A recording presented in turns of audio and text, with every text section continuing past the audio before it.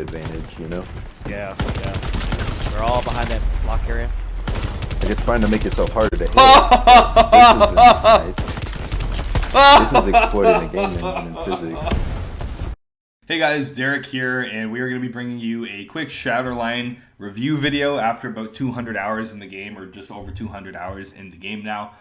So just a kind of quick review, not diving into too many big details and showing all the guns and maps and stuff like that, just talking over gameplay, kind of like the Iron Sight review we had, where we have a couple categories, we can score it out of 10, and just conclude with our findings. So getting right into it, we have the gameplay of Shatterline.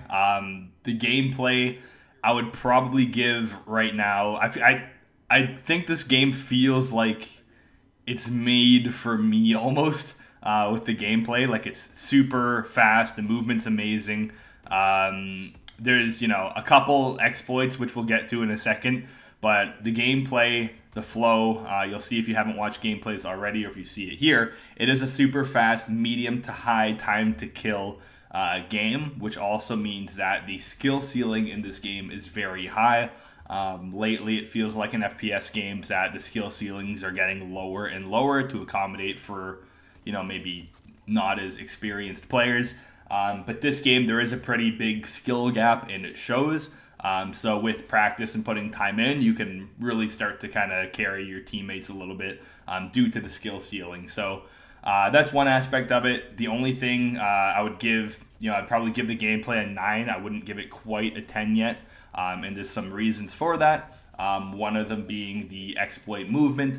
One of them being even shotguns at this point, especially the combination of them. And I'll show the movement here. To achieve the top speed, we will want to be dashing diagonally. This allows mongoose to dash at a much faster speed. And according to Bryce's theory on this, he believes that this happens. I'm not sure if this is intended by the developers or if it will ever be patched. But for the time being, let's enjoy what we got. So with that bunny hopping, of course, it's a skill set to learn, and maybe normal bunny hopping, like what we're seeing in the video here, like just a little flick B hop. It's not the end of the world, it's not game breaking, but once we start figuring out kind of ways to abuse it, such as that mongoose movement, then maybe I'm not sure if that's actually going to get patched, if the devs are going to do anything about something like that, or if that's going to just be part of the game now. I don't know.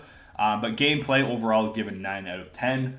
The next thing to touch on is optimizations in netcode, as we did kind of with Iron Sight, and the game is decently optimized. I would say it could still use some work being a more cartoon shooter. That being, here on all those settings, we could see them in the 200s in FPS, which is to be expected with a 9900K at 5 gigahertz and a 3090 system. Of course, graphics cards aren't doing much in terms of running the game. It's a lot of CPU use, or a lot based on your CPU when it comes to low graphics settings games. But I feel like we should have a bit more FPS on those mid-range systems than we do right now. And there is, of course, the hit reg issue. I got the bug again! My bullets aren't doing anything. I'm jumping off the edge. This game's brutal. What the heck? And when we look at that, of course, that's going to be game breaking for when ranked play comes out, or you're trying to do a tournament, which we are shortly in about a week or so. We're going to be doing a tournament, and having that type of hit reg just wouldn't be acceptable for a competitive environment. So that does need to get fixed. But otherwise, it's not like Peeker's Advantage. You're going to die before you even see them on your screen, like in Iron Sight, where you have to pre-fire their ghost character that hasn't even taken the corner yet. The sound is really good in this game too, so you can really tell where people are coming from, whether that be above, behind, around you. And there's a footstep radar too, which is a pretty unique aspect. I guess that can kind of help with awareness, but the sound for the most part is really good. The hit registration just needs to be fixed. So on the optimization and netcode, I'd probably give that about a 6, maybe a 7. It's just that hit reg probably needs to get fixed. The gunplay and the mods. The gunplay in this game is fantastic. The guns feel satisfying to shoot. They're not too hard to manage, but the recoil there is a degree of skill that you need to be able to handle the weapons, which adds to the high skill ceiling. But it's nothing like PUBG recoil or anything like that. They do feel like an older Call of Duty. So the gunplay is really good. I'd give gunplay probably a 9.95 even. The only thing, again, maybe that may need a slight adjustment is shotguns. Or at least a couple of them, like the tier 4 and tier 5 shotgun. And then there is weapon mods, which we have to add to the gunplay, and that's basically earned by getting blueprints and crafting them, in which case your gun gets an ability, which is banned in competitive or ranked play because it adds, faster reload or increased rate of fire. There's these gun abilities that you get based off of luck. I myself have 200 hours in, and I don't have any of the assault rifles I care about with the weapon mod yet.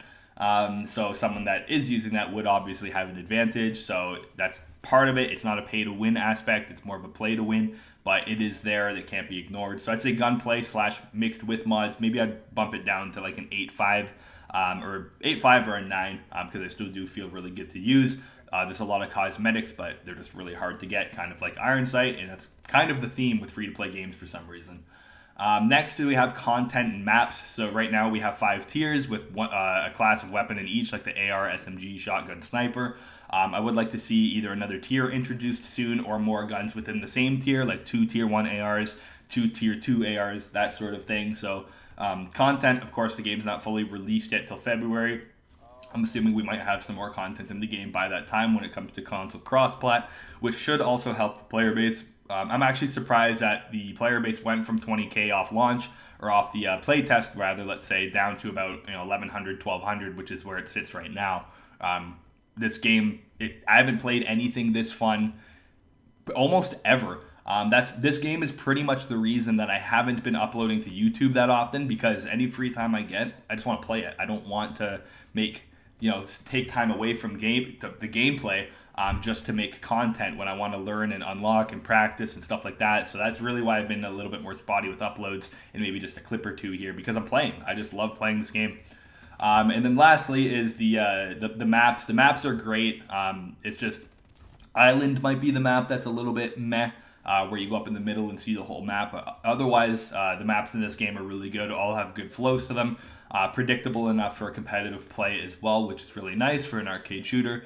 And then, of course, there's a PvE aspect to this game, so if it doesn't cater to you on this PvP, or you're not ready for PvP yet, you can still do your PvE missions and get all your unlocks and blueprints to try to unlock new guns and stuff like that. So overall, I would give this game a 9.5 out of 10. I haven't played anything this fun almost ever. So yeah, thanks for watching, and we'll talk to you in the next one.